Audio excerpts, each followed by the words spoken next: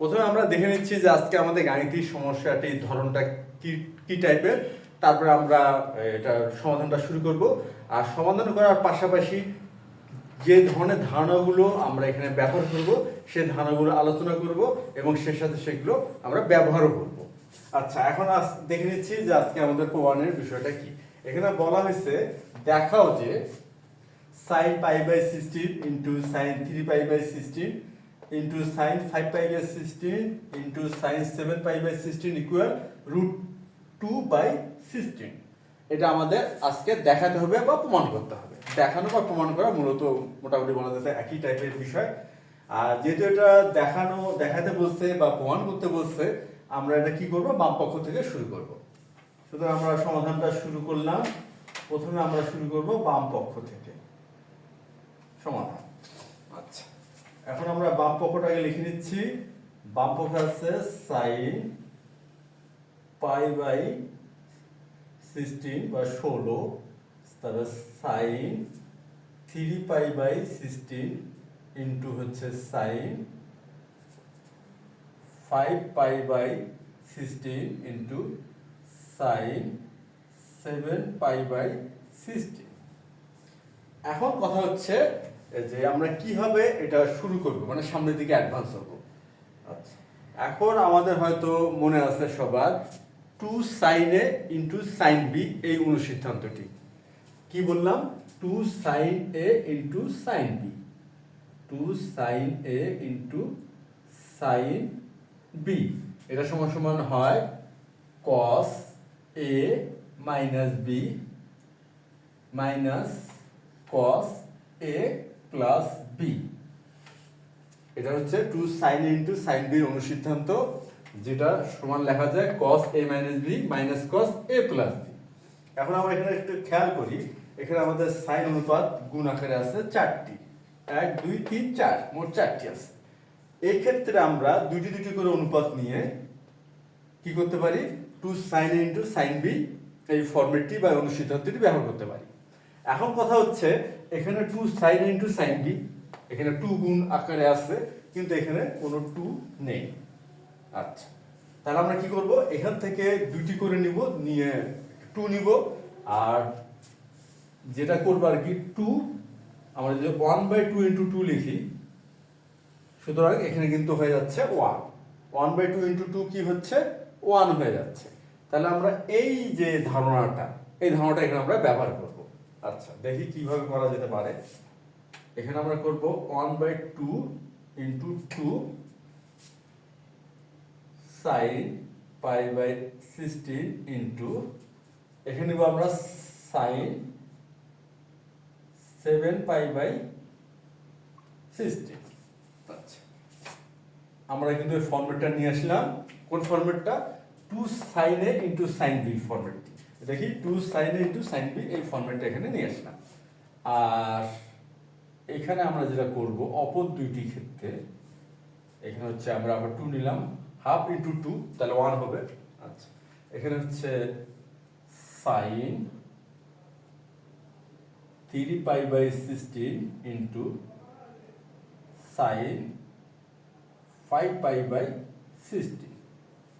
আমরা উভয় ক্ষেত্রে কি করলাম, 2 sin a sin b, আর এখানেও 2 sin a into sin b এই ফরম্যাটটাতে নিয়ে আসলাম। কেন এই ফরম্যাটটা দাঁড় করালাম? এই ফরম্যাটটা এই জন্য দাঁড় করালাম যে আমাদের যে অনুসিদ্ধান্তটি 2 sin a into sin b এই অনুসিদ্ধান্তটি যেহেতু আমরা সরাসরি ব্যবহার করতে পারি, এই জন্য কিন্তু আমরা এই ফরম্যাটটা দাঁড় করাইলাম। এখন আমরা এই অনুসিদ্ধান্তটি সরাসরি ব্যবহার করব। আচ্ছা, এখন কথা হচ্ছে এই যে 1/2, এটা 1/2 গুণ করলে হবে 1/4। আচ্ছা, তারপর এখানে আমরা এটা হচ্ছে বড়, 7π/16 এটা বড়, আর π/16 এটা ছোট। সেক্ষেত্রে আমরা এটাকে ধরে নেব a, এটাকে ধরে নিচ্ছি b। আমাদের এখানে আমরা পাবো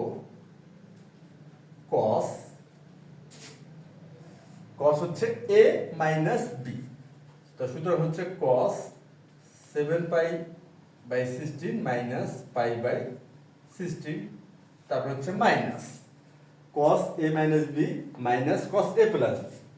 এখন হবে cos a plus b, cos a, a মানে হচ্ছে 7 pi by 16 plus pi by 16।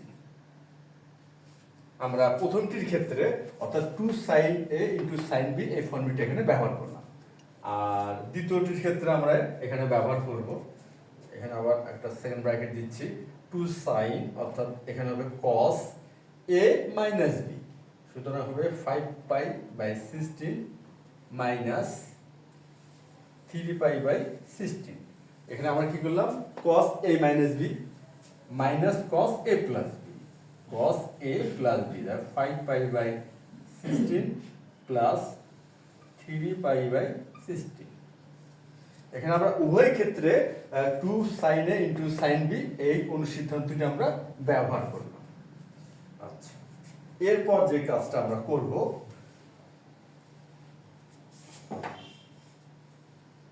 এখানে আমরা এই ক্যালকুলেশনগুলো করব। আমরা খেয়াল করি এখানে একটা ভগ্নাংশের বিয়োগ করা যাবে, এই ক্ষেত্রে করা যাবে ভগ্নাংশের যোগ, এই ক্ষেত্রে ভগ্নাংশের বিয়োগ, এই ক্ষেত্রে হলো ভগ্নাংশের যোগ। আচ্ছা, এখানে আরেকটা বিষয় যদি আমরা খেয়াল করি, প্রতি ক্ষেত্রে কিন্তু ভগ্নাংশের হরগুলো কত, হর হচ্ছে 16 বা 16। তাহলে আমাদের ক্যালকুলেশন জটিলতা অতটা আর হচ্ছে না। cos এখানে হচ্ছে 16, এটাও 16, তার লসাগু হচ্ছে 16, সুতরাং এখানে হচ্ছে 7 পাই মাইনাস পাই মাইনাস cos এখানে হবে কি, এখানে লসাগু হচ্ছে 16 আর এখানে হবে 7 pi plus pi, second bracket. আর অন্যটির ক্ষেত্রে এখানে হচ্ছে cos, আচ্ছা cos এখানেও লসাগু কত হচ্ছে, 16 হচ্ছে, তাহলে 5 পাই মাইনাস হবে 3 পাই, 5 পাই মাইনাস 3 পাই মাইনাস এখানে হচ্ছে cos এখানেও লসাগু 16 আর 5 পাই প্লাস 3 পাই, 5 পাই প্লাস 3 পাই।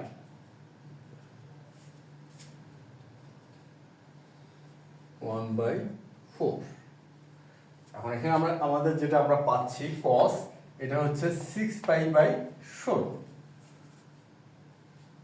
তাহলে হচ্ছে cos 6 পাই বাই 16 মাইনাস, আর এখানে হবে হচ্ছে cos 8 পাই বাই 16।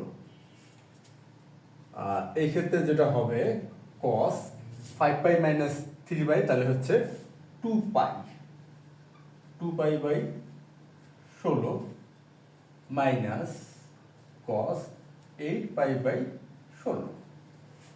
আমরা কিন্তু ক্যালকুলেশনটা করে ফেললাম।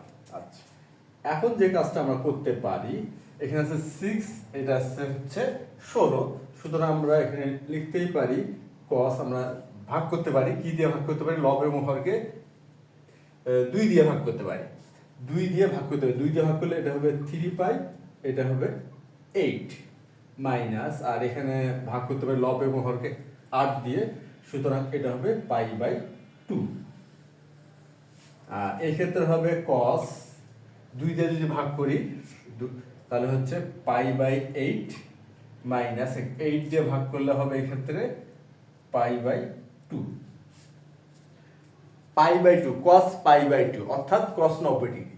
cos পাই বাই 2 মানে কি, cos 90 ডিগ্রি, কারণ এটা হলো পাই রেডিয়ান, আর আমরা জানি পাই রেডিয়ান সমান হয় 180 ডিগ্রি। তা সুতরাং cos পাই বাই 2 হবে 90 ডিগ্রি অর্থাৎ cos 90 ডিগ্রি, আর আমরা জানি cos 90 ডিগ্রির মান হচ্ছে 0, cos 90 ডিগ্রির মান 0, তাহলে cos পাই বাই 2 ইকুয়াল কি 0 হবে। তা সুতরাং এখানে আমরা cos পাই বাই 2 স্থলে 0 লিখতে পারবো, আর এখানেও cos পাই বাই 2 স্থলে 0 লিখতে পারবো, কেননা এখানে cos পাই বাই 2 ইকুয়াল হচ্ছে কি 0। এখানে আমরা এখন 0 লিখে দেই, cos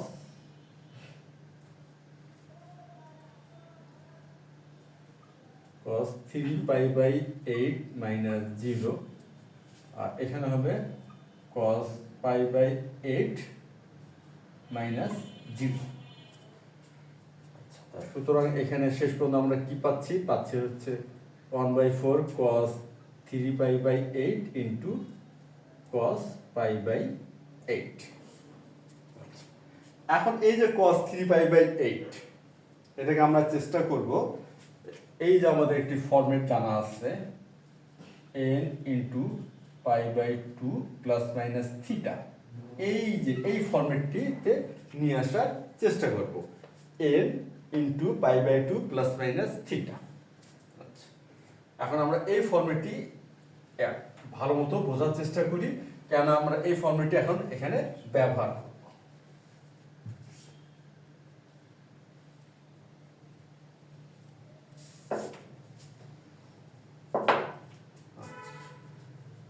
n into pi by two plus minus theta, এই ফরম্যাটটি। এখন এই ফরম্যাটটির ব্যবহারটা আসলে কেমন? এই ফরম্যাটটির ব্যবহারটা হলো এমন, এই যে n এর মান যদি বিজোড় হয়, n এর মান যদি বিজোড় হয় তাহলে আমাদের অনুপাতটা চেঞ্জ হয়, আর n এর মান যদি জোড় হয় অনুপাতটার কোনো পরিবর্তন হবে না। সাপোজ ব্যাপারটা হলো এরকম যে সাইন 210 ডিগ্রি, আমরা কি করব, সাইন 210 ডিগ্রি মানটা নির্ণয় করব। এখানে আমরা মানটা কিভাবে নির্ণয় করতে পারি? সাইন আমরা যদি 2 ইন্টু 90, 2 গুণ 90, তাহলে কত হচ্ছে 180। 180-র সাথে যদি 30 যোগ করি তাহলে হচ্ছে 210 ডিগ্রি। আর 90-কে আমরা এইভাবে লিখতে পারবো sine 2 into pi by two, আর এখানে লিখতে পারবো 30-কে লিখতে পারবো পাই বাই 6। আচ্ছা, এখন এটা কি হচ্ছে, যোগ গুণিত, অর্থাৎ 2 গুণন পাই বাই টু, n এর মান যোগ। এই ক্ষেত্রে সাইন অনুপাতে কোনো পরিবর্তন হবে না। এখন কথা হচ্ছে চতুর্ভাগটা আমরা খেয়াল করি, এটা হলো 2টা 90, তাহলে হচ্ছে প্রথম চতুর্ভাগ, দ্বিতীয় চতুর্ভাগ, তারপর হচ্ছে প্লাস পাই বাই 6 অর্থাৎ 30 ডিগ্রি। তার আরো যদি 30 ডিগ্রি চাই তাহলে এই কোণটির প্রান্তিক রশ্মি আসলেও কোন চতুর্ভাগে? তৃতীয় চতুর্ভাগে। আর আমরা জানি তৃতীয় চতুর্ভাগে সাইন হয় ঋণাত্মক, সুতরাং এটা হবে মাইনাস সাইন পাই বাই 6। এটাই হচ্ছে n plus pi by two plus minus থিটার একটি ব্যবহার। আচ্ছা, যদি এমন তো হতে পারে যে sine 3 into pi by two minus pi by 6, তাহলে আমরা এরকম একটা ফরম্যাট পেলাম। এই ক্ষেত্রে কি হবে? আচ্ছা, প্রথমে দেখি, এটা হচ্ছে কি আছে, 3টা 90, তাহলে প্রথম চতুর্ভাগ, দ্বিতীয় চতুর্ভাগ, তৃতীয় চতুর্ভাগ, তারপরে কি আছে, এখানে আছে মাইনাস 30, তা সুতরাং এইখানে মাইনাস 30 তাহলে কমে গেল, এই যে আমাদের থাকলো তৃতীয় চতুর্ভাগে। আর তৃতীয় চতুর্ভাগের সাইন কি হয়? তৃতীয় চতুর্ভাগের সাইন হয় মাইনাস দিলাম। এখন এটা হচ্ছে 90 বিজোড় গুণিত বা n বিজোড়, যেভাবে আমরা বুঝি না কেন, সেক্ষেত্রে সাইন পরিবর্তিত হবে, মানে সাইন অনুপাতটা পরিবর্তিত হবে। আর সাইন অনুপাতটা পরিবর্তিত হয়ে কি হয়? কস হয়। তাহলে সেক্ষেত্রে এটা হবে কস পাই বাই 6। তা এটাই হচ্ছে আমাদের সেই n into pi by two plus minus theta এর ব্যবহার। এখন আমরা এই ফরম্যাটটি এই ক্ষেত্রে ব্যবহার করব। এখন আমরা কিভাবে ব্যবহার করব?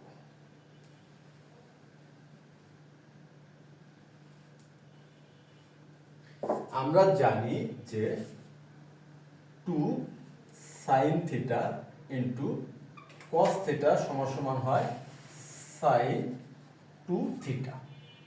এই যে আমাদের একটি অনুসিদ্ধান্ত আছে, 2 sine theta into cos theta সমান কি হয়? Sign 2 theta.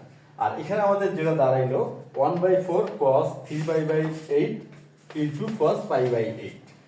এখানে আমরা যদি এই cos, আমরা জানি cos অনুপাত পরিবর্তিত হয়ে সাইন হয়, যদি 90 আমরা বিজোড় গুণিতক দাঁড় করাইতে পারি। 90 বিজোড় গুণিতক হলে কি হয়? cos অনুপাত পরিবর্তিত হয়ে সাইন হয়।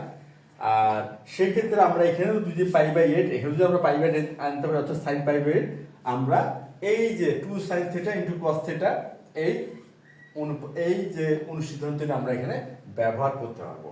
সুতরাং আমরা এখানে বের করার চেষ্টা করব 90 এর সাথে কত যোগ অথবা বিয়োগ করলে 3π/8 হয়। আচ্ছা, একটা বিষয় খেয়াল করি, 3π/8 সমান সমান π/2 কি হবে, π/2 মাইনাস ফাঁকা ঘর।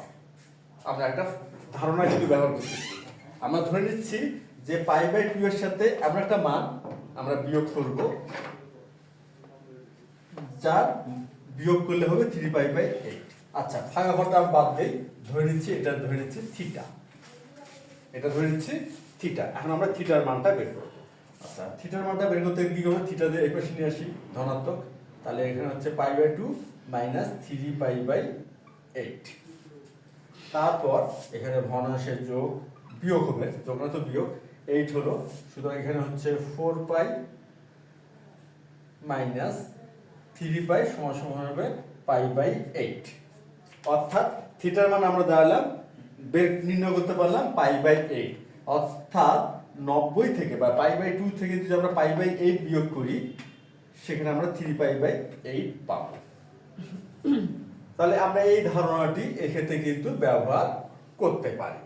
তাহলে ব্যাপারটা কি দাঁড়ালো, ইকুয়াল 1/4 cos π/2 মাইনাস π/ হচ্ছে 8 ইন্টু cos π/8। আর আমরা জানি পুরোক্ষণের ত্রিকোণমিতিক অনুপাতের ধারণা হিসাবে cos π/2 মাইনাস থিটা সমান সমান হয় sin থিটা। এটাকে আমরা বলি পুরোক্ষণের ত্রিকোণমিতিক অনুপাত। আর এখানে পুরোক্ষণের ত্রিকোণমিতিক অনুপাতের ধারণাটা যদি আমরা ব্যবহার করি, এটা হয়ে যাচ্ছে sin, সুতরাং এটা হয়ে যাবে sin π/8 ইন্টু cos π/8, যেটা কিনা ওই যে 2 sin theta into cos theta এই অনুসিদ্ধান্তর অনুরূপ হবে। আর যেহেতু ওই অনুসিদ্ধান্তর অনুরূপ ফরম্যাটটা আমাদের চলে আসছে, সেক্ষেত্রে আমরা সরাসরি এই ধারণাটা ব্যবহার করতে পারবো sin 2 থিটা। আচ্ছা, এখন আমরা এই কাজটি করব এখানে।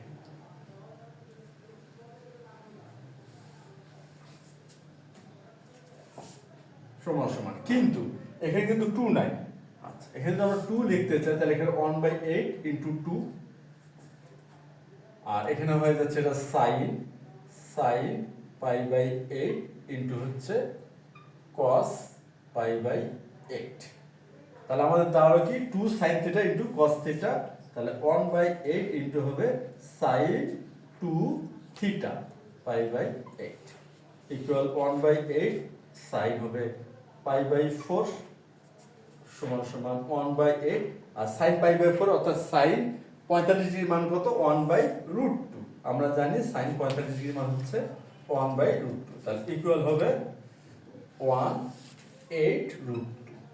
এখন কথা হচ্ছে, আমরা সাধারণত এটা হলো ভাজক, এই যে আমরা খেয়াল করি, আগে আমরা মূল আলোচনা যাওয়ার আগে আমরা একটা বিষয় খেয়াল করি, এখানে হলো 1/8√2, তার মানে এই √2 এখানে কিন্তু ভাজক আর 1 হলো ভাজ্য। সাধারণত ভাজক হিসেবে আমরা অমূলদ সংখ্যাকে রাখি না, কেন, অমূলদের মান নির্দিষ্ট নয়, আর ভাজককে নির্দিষ্ট করতে হয়। ভাগ করার সুবিধার্থে ভাজক যদি অনির্দিষ্ট হয়, সেখানে আমাদের ভাগফলের রেজাল্টটা কিন্তু কাঙ্ক্ষিত রেজাল্ট পাওয়া কঠিন। এই জন্য আমরা কি করব, এই যে ভাজককে অমূলদ থেকে মূলদে নিয়ে যাব।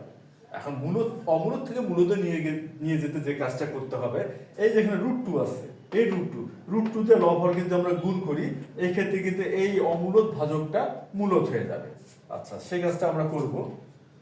তাহলে 1 ইন্টু √2, 8√2 ইন্টু √2, সুতরাং এখানে কি হবে, এখানে হবে হচ্ছে এই যেখানে √2 হলো, আর 8 √2 স্কোয়ার সমান সমান √2/8 ইন্টু 2 সমান সমান √2/16। তাহলে আমাদের অবশ্যই কিন্তু √2/16 আমরা পেয়ে গেলাম, আমাদের কিন্তু প্রমাণটা হয়ে গেল। তাহলে আমরা এখন লিখে দিচ্ছি দেখানো হলো। আশা করি আজকের এই যে গাণিতিক সমস্যাটির সমাধান তোমরা সবাই বুঝতে পারছো। তাহলে আজ এই পর্যন্তই, ধন্যবাদ তোমাদের সবাইকে।